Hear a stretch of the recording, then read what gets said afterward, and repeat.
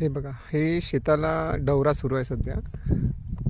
या पद्धतीनं सध्या दोघं जणं लावलेलं आहे, कारण की हे उरकते एकासोबत जर दोघं जणं लावले तर. एक बहुत गवत खूप जास्त निघलं असल्यामुळे आम्ही या पद्धतीनं आता सध्या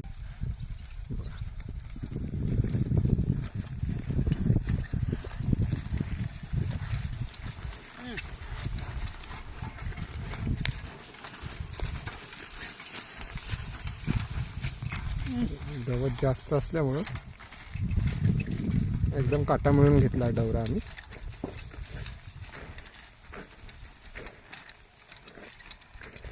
आणि याच्यानंतर आता आम्ही याला निंदण लावणार, कारण की हे जे मागून निघलं जे सोयाबीन आहे असं, याला काही करून आपल्याला काढणं आवश्यक आहे. हरभऱ्याला जर गवत झालं तर हरभऱ्याच्या ॲव्हरेजमध्ये जवळपास 30 ते 40% फरक पडतो.